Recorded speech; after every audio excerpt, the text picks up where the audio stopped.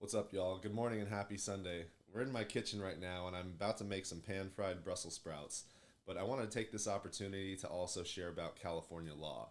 So today, in today's topic, in Breakfast and Law, we're going to be talking about overtime. We're going to be talking about when California workers are entitled to overtime, what overtime pay should be after what hours, and what employees can do if their employers are failing to pay them overtime. So hope you enjoy this video and we'll see how it goes.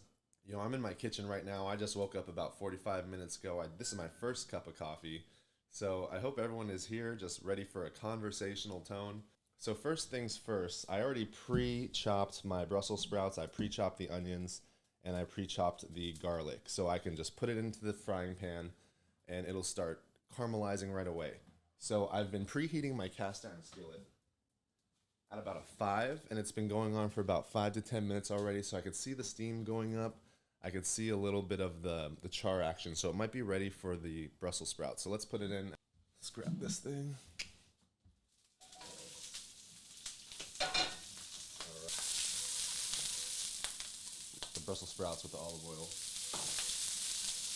I'm going to let it simmer and cook first before I put salt and pepper on it, but y'all know what I'm doing. While we're here, I really like the smell of garlic, so I'm going to put some garlic in there.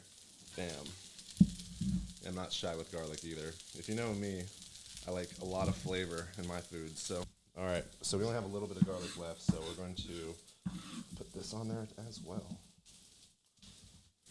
The garlic, instead of wasting any extras, I always just put it in. Everyone likes garlic. Everyone likes the flavor, right? So first thing we have to talk about is that every single California employee is an hourly worker, unless the employer can prove that they are entitled to an overtime exemption. So I'm going to say that again.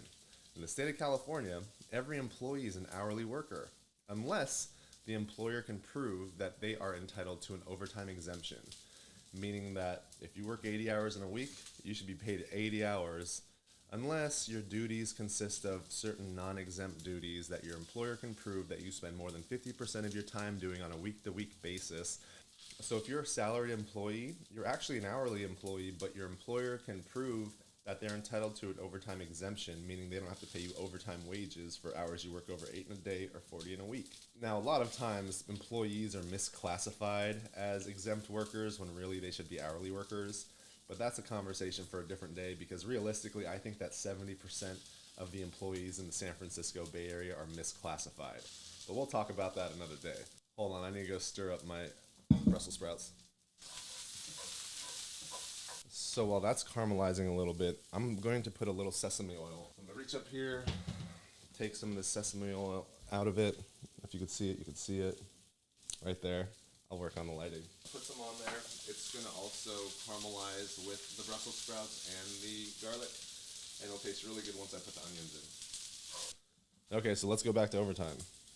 So in the state of California, if you are a regular employee, if you're an hourly employee, you are entitled to overtime wages for every hour you work more than 8 hours in a day or 40 hours in 1 week. Now let me say that one more time. In the state of California, you are entitled to overtime wages if you work more than either 8 hours in a day, so you can work 10 hours in a day, you get overtime for that one day, or if you work more than 40 hours in a week. So if you aggregate the whole hours you worked in the week, that exceeds 40, then you're also entitled to overtime at that point. So for example, if you work on a Monday and you work 15 hours on that Monday, how many hours would be considered overtime hours? In order to calculate that, we take how many hours that you would work regular hours in a day, which is 8 hours. So if you take 15 hours, you subtract 8 regular hours, you have 7 overtime hours. Now, when we're going to calculate how much money you're owed at a later part of this video, we're going to determine that those 7 hours, part of those are overtime hours and part of those are double overtime hours, so they have to be calculated differently. However, those are both still counted as overtime hours. So remember, if you work 15 hours in a day, you work 7 hours of overtime. Now, there are exemptions, so if you have an AWS or an alternate work schedule, then there are certain things you have to worry about that I'm not going to discuss in this video. But this is just for the average wage and hour employee who will be working hourly and is entitled to overtime after 8 hours in a day. So how much do you get paid? Well, that all depends. If you work from 0 to 8 hours, then you're entitled to your normal hourly rate. If you work from 8 to 12 hours, you are entitled to time and a half, so 1.5 times your hourly rate.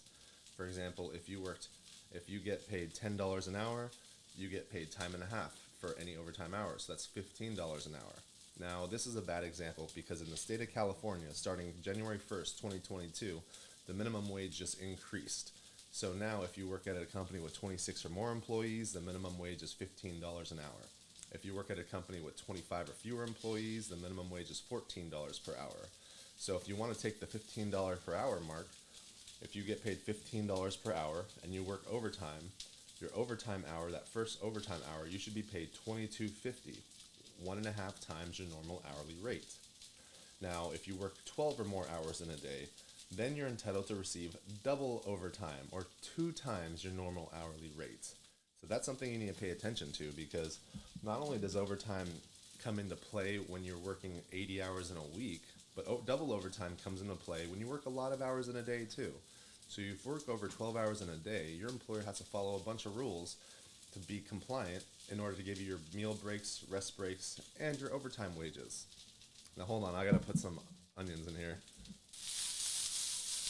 I'm gonna caramelize these onions too. It's gonna be looking really good. Really good. I wish I had some bacon fat to put in there. That would be really good. That would taste so good in there. Alright, so we're talking about overtime again, right? So remember, if you work over 12 hours in a day, then you're entitled to double overtime, which means 2 times your normal wage. So if you were getting paid $15 an hour before, if you work a double overtime hour, you're entitled to $30 in that hour, okay? So what else do we want to talk about? Well, let's give you some more examples. Here are some examples of working overtime. Your employer tells you to clock out and then tells you to continue working even though you're clocked out of work. Here's another example. Your employer gets your timesheets and then changes your hours based on how many hours they want to pay you for, not how many hours you work. Your employer wants to minimize the amount of overtime compensation they pay employees, so they tell you that they're going to change your hours to the following week, so then that you could work fewer hours the next week. You know, there's a lot of situations where your employer's not going to pay you right, and in some of those situations, your employer is willfully trying to break the law. But that doesn't mean you have to stand idly by and do nothing about that. You have rights. Now, if you're talking about unpaid wages, if you have 500, 1,000, 1,500 hours of unpaid overtime that you're trying to get paid for, you should probably contact an attorney to help you out with that. But if you have a couple hours, if you have like maybe $100, $200, $300 that your employer owes you in wages, then you can go to the Division of Labor Standards Enforcement. Now, the DLSC, that's the administrative agency that handles the wage and hour issues in our state, and they are a very effective administrative agency. They will always contact you. It might take a little while, especially due to COVID-19 and the delays, but they will always contact you, and they'll always try to provide you with a resolution. Now, you have to remember, they're not on your team, though, so that's not the representative who's helping you out. That is going to be the third-party intermediary, the person who will act as a tribunal judge and adjudicator when reviewing your claims. So you have to know that. They're not on your team, but they are trying to play it fair.